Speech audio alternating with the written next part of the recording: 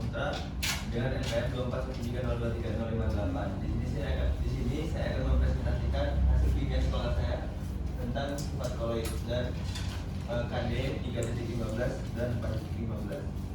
Adapun KD 3.15-nya yaitu menganalisis peran koloid dalam kehidupan berdasarkan sifat-sifatnya. 4.15 mengajukan ide atau gagasan untuk memodifikasi pembuatan koloid berdasarkan pengalaman membuat jenis koloid. Adapun indikator pengetahuannya 3.15.1 menjelaskan sifat-sifat yang terjadi pada koloid. Kemudian 3.15.2 mengemukakan contoh-contoh peranan sifat koloid dalam kehidupan sehari-hari. Adapun indikator keterampilannya 4.15.1 mengamati wacana tentang fenomena dari sifat koloid dalam kehidupan sehari-hari. 4.15.2 mengajukan pertanyaan terkait hal-hal yang tidak dimengerti berdasarkan wacana tentang fenomena dari sifat koloid dalam kehidupan sehari-hari. 4.15.3 mengidentifikasi data pada tabel hasil percobaan. 4.15.4 membandingkan penyebaran partikel berdasarkan tabel hasil percobaan. 4.15.5 menyimpulkan pengertian efek tinggal pada koloid. 4.15.6 mengamati video animasi dari sifat koloid secara ground.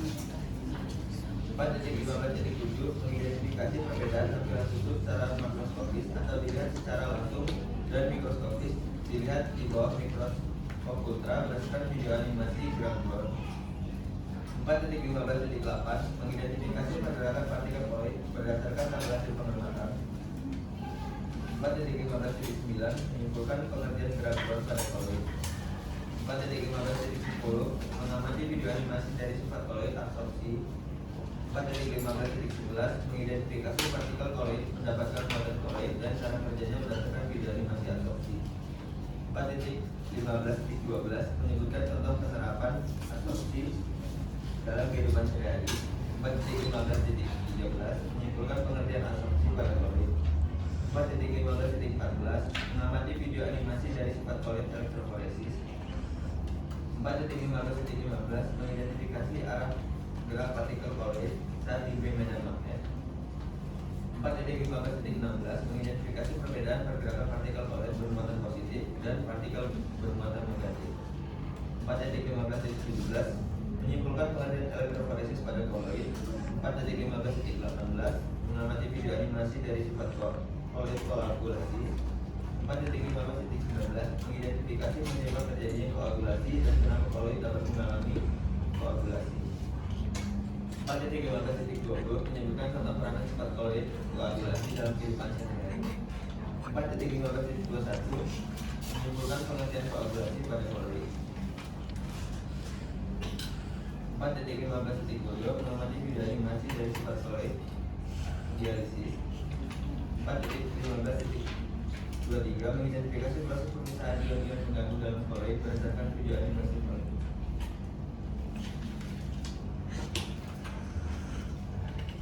Berdasarkan video animasi dialisis.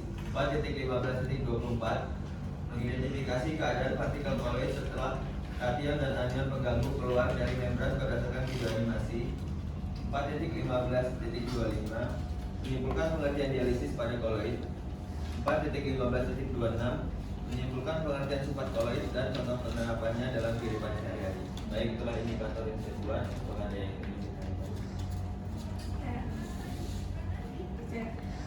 Sebelumnya perkenalkan diri, nama saya Melanie Eka Putri dengan NPM 24.902.327. Di indikator keterampilan 4.15.1 itu kan mengamati wacana tentang fenomena dari sifat koloid dalam kehidupan sehari-hari. Itu tidak dijelaskan fenomena seperti apa yang akan ditampilkan. Ada lagi?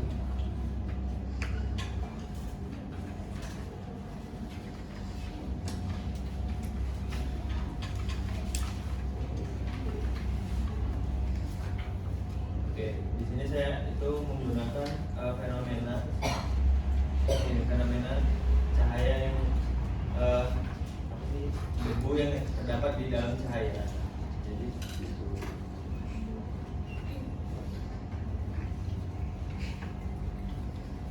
Baik, langsung aja ke skenario pembelajarannya. Assalamualaikum warahmatullahi wabarakatuh. Waalaikumsalam warahmatullahi wabarakatuh. Baik, setelah tadi kita mempelajari materi sistem koloid, ada yang tahu hari ini kita akan belajar apa? Saya Pak, kita akan bahas sifat koloid Pak. Ya benar, kita akan membahas materi sifat koloid. Sebelum masuk materi hari ini, silakan kalian amati wacana ini dan ajukan pertanyaan. Saya Pak, kenapa cahaya proyektor jadi kelihatan garisnya kalau ada asap dan debu? Ada lagi? Saya Pak, apakah asap dan debu itu termasuk koloid? Kalau iya, kenapa bukan larutan biasa? Saya Pak, kenapa cahaya bisa menyebar di asap tapi tidak menyebar di udara yang bersih? Baik, untuk menjawab pertanyaan kalian tadi, Bapak akan bagikan LKPD kepada kalian. Silakan kalian bentuk kelompok dan diskusikan serta istilah LKPD tersebut. Bapak beri waktu 50 menit untuk kasih tahu. Pak.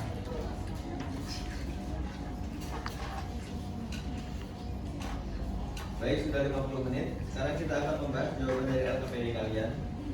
Untuk pertanyaan pertama, siapa yang ingin menjawab? Saya Pak, ada campuran yang menyebar merata, partikel gas tersebar sama di seluruh air, sehingga campuran terlihat homogen dan tidak ada bagian yang berbeda. Contohnya garam, gula, dan alkohol dalam air. Pada ketiga sampel ini, zat benar-benar larut, tidak membentuk endapan, dan air tetap jernih. Pada campuran yang tidak merata, partikel tidak tersebar sempurna di dalam air, walaupun tanpa tercampur sebenarnya, tapi masih ada partikel yang ukurannya lebih besar. Contohnya susu, santan, dan pita dalam air. Campuran ini terlihat seru dan tidak sejenis larutan garam atau gula. Adakah yang boleh dijawab berbeda? Tidak Tidak. Pak. Baik, untuk pertanyaan selanjutnya, siapa yang ingin menjawab? Saya Pak, jika dilihat dari tabel, sampel yang dikelompokkan sebagai berikut. Pertama yang tidak menunjukkan efek ginjal yaitu garam dalam air, gula dalam air, dan alkohol dalam air. Ketiga sampel ini partikel-partikelnya sangat kecil dan menyebar merata. Karena itu ketika cahaya dilewatkan, cahaya dapat langsung menembus tanpa terlihat kertas cahaya. Dan yang menunjukkan efek ginjal yaitu susu dalam air, santan dalam air, dan tinta dalam air. Pada tabel ini partikel tidak menyebar merata dan ukurannya lebih besar dibanding larutan sejati. Akibatnya, cahaya yang dilewatkan akan dihamburkan sehingga bekas cahaya dapat terlihat. Oke, bagus ya jawabannya. Jadi, dari jawaban-jawaban tadi, apakah ada yang bisa menyimpulkan apa itu efek ginjal? Saya Pak, jadi efek ginjal itu adalah campuran dengan partikel yang tidak menyebar merata dan berukuran sedang, memiliki kemungkinan menunjukkan efek ginjal. Baik, jawabannya sudah benar ya. Sekarang kita akan lanjut ke yang sifat selanjutnya yaitu Graf Brown. Apakah ada yang bisa menyebutkan tabulasi pengamatannya? Saya Pak, berdasarkan tabel pengamatan yang pertama, untuk pengamatan tampilan susu secara mikroskop di sektor pengamatan langsung didapatkan hasil pengamatan di mana tampilan susu secara mikroskopis sektor pengamatan langsung, susu terlihat berwarna putih keruh dan homogen. Partikel-partikelnya tidak dapat dilihat secara langsung dengan mata dan tidak terjadi pengendapan. Untuk pengamatan yang kedua yaitu tampilan susu di bawah mikroskop ultra, dilakukan hasil pengamatan di mana tampilan susu di bawah mikroskop ultra terlihat partikel-partikel kecil susu tersebar dalam air dan bergerak tidak beraturan atau acak ke kedua arah. Baik, menyampaikan tabulasi pengamatannya, siapa yang bisa menjawab pertanyaan nomor 1? Saya Pak, berdasarkan video animasi, partikel koloid dalam susu bergerak secara acak. Gerakan ini terjadi karena partikel-partikel air di sekitar terus menumbuk partikel koloid dari berbagai arah, sehingga partikel koloid tidak diam dan tetap tersebar. Baik, untuk pertanyaan selanjutnya, siapa yang ingin menjawab? Saya Pak, partikel koloid terlihat bergerak tidak teratur ke segala arah dan terus menerus. Gerakannya sering berubah arah dan tidak bergerak lurus.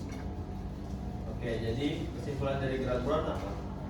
Saya Pak, jadi dapat disimpulkan gerak bulan adalah gerak acak dan tidak beraturan dari partikel koloid di dalam zat cair yang disebabkan oleh penumbukan partikel-partikel air.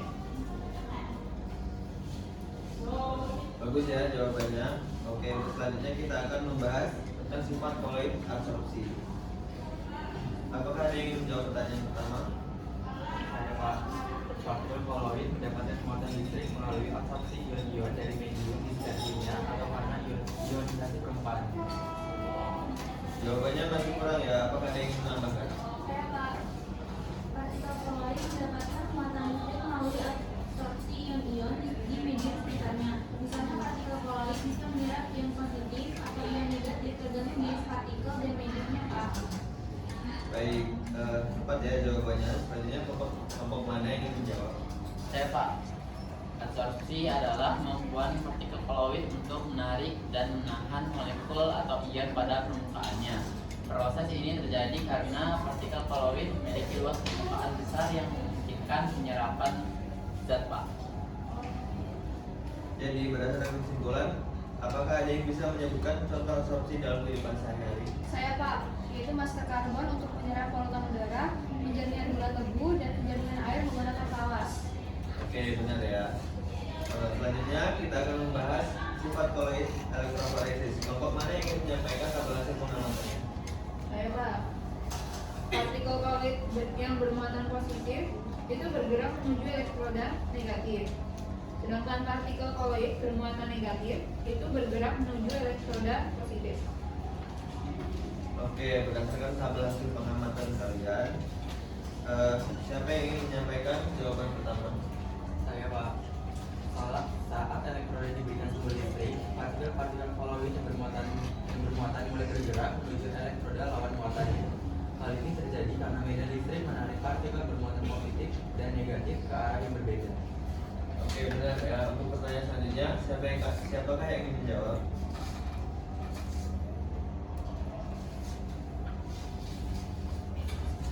Saya Pak, elektroforesis adalah pergerakan partikel-partikel koloid yang bermuatan menuju elektroda yang berlawanan muatannya karena pengaruh medan listrik. Ini menunjukkan bahwa muatan partikel mempengaruhi arah geraknya saat diberi listrik. Oke, jawabannya benar. Selanjutnya, kita akan membahas tentang koagulasi. Kelompok mana yang ingin menyampaikan jawaban yang pertama?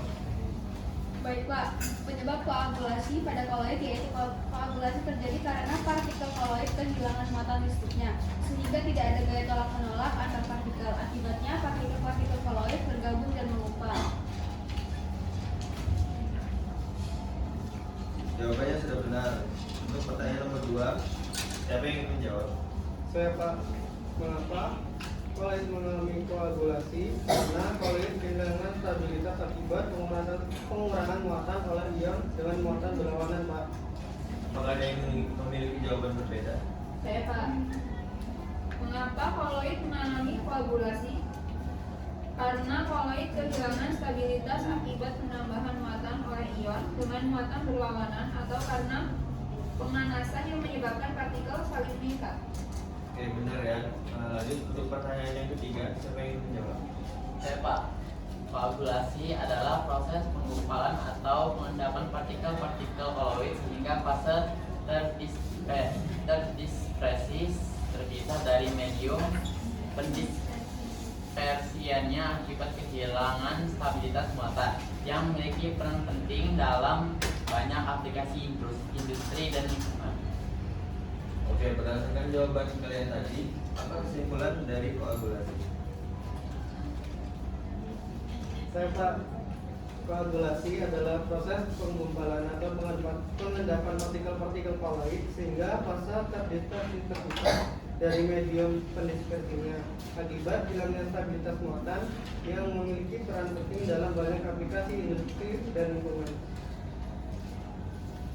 Oke, jawabannya bagus sekali. Selanjutnya, kita akan membahas materi tentang sifat koloid dialisis. Siapakah yang ingin menyampaikan tabel hasil pengamatan?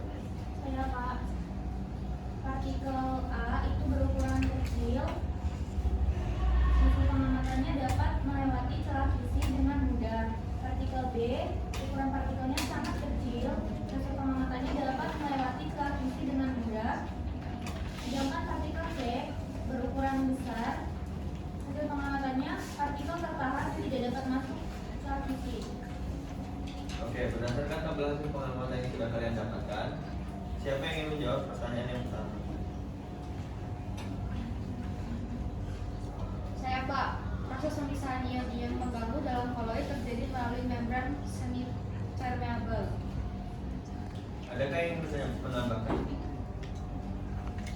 Saya Pak. Proses pemisahan anion pengganggu dalam koloid terjadi melalui membran semipermeabel.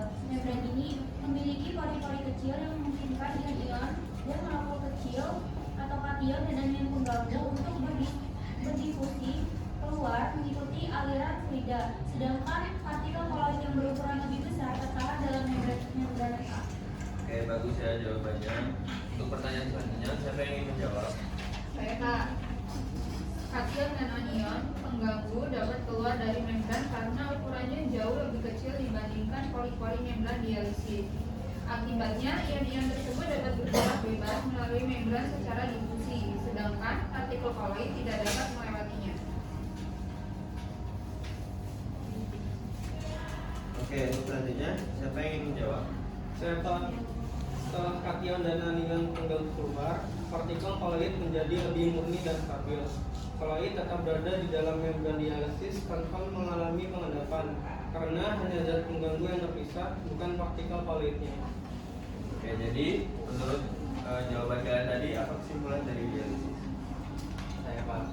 Dialisis adalah proses pemurnian koloid dengan cara memisahkan ion-ion atau molekul kecil pengganggu dari partikel koloid menggunakan membran semipermeabel, sehingga hanya zat berukuran kecil yang dapat keluar, sedangkan partikel koloid tetap bertahan. Oke, tepat ya jawabannya. Jadi kesimpulan sifat koloid itu apa dan contoh penerapannya itu seperti apa? Saya Pak. Sifat koloid adalah ciri khas yang dimiliki oleh campuran koloid karena ukuran partikelnya sangat kecil. Karena ukurannya ini, koloid jadi punya perilaku yang berbeda dari larutan biasa dan suspensi. Contoh penerapannya dalam kehidupan sehari-hari yaitu lampu motor yang terlihat jelas saat berkabut atau sinar matahari yang masuk ke ruangan berdebu dan susu atau air lumpur tidak langsung meledak karena partikelnya terus bergerak. Oke, kesimpulannya sangat bagus ya. Saya sangat senang sekali kalian bisa menjelaskan dengan begitu rinci dan jelas. Untuk lebih memahami lagi, silahkan kalian pelajari di rumah. Mungkin untuk pembelajaran hari ini kita cukupkan sampai di sini. Bapak akhiri, wassalamualaikum warahmatullahi wabarakatuh. Waalaikumsalam